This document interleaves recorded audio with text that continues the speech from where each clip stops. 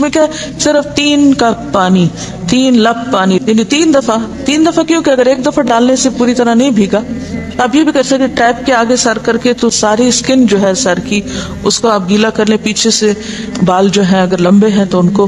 ایک طرف کر دیں تاکہ پورے بال نہ دھونے پڑے، نہ سکھانے پڑے اور نہ خشک کرنے پڑے، اور باقی جسم پہ پانی بہا لیں۔ دوسری صورت یہ ہے کہ مگ میں پانی لے کے تو اس کو آپ تھوڑا تھوڑا کر کے پورے کو ایک دفعہ کریں، پھر اس کے بعد دوبارہ کریں، اور تیسری دفعہ رول کر کے بالوں کو پیچھے سے شاور کیپ ڈال لیں اور باقی جسم پھر دھو لیں۔ شاور کیپ سے کیا ہوتا ہے عام طور پر کہ پیچھے کے جو سارے لمبے بال ہیں پھر وہ نیچے گر کے گیلے نہیں ہوتے، وہ آپ کے سر پہ ہی ٹک جاتے ہیں۔ تو سر کی اسکن دھوئیں اور بالوں کو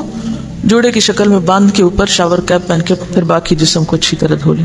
تو اس میں آپ دیکھیں کہ جب بالکل سر کے اسکن کا حصہ ہی تر ہوگا، اور یہ 3 دفعہ کرنا ہوگا، ایک دفعہ سے نہیں کام چلے گا، 3 دفعہ کرنا تاکہ کوئی بھی بال برابر جگہ اسکن کی خشک نہ رہ جائے۔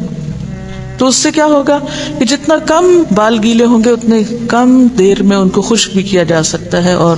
کسی بھی مشقت کے بغیر انسان نماز پڑھ سکتا ہے۔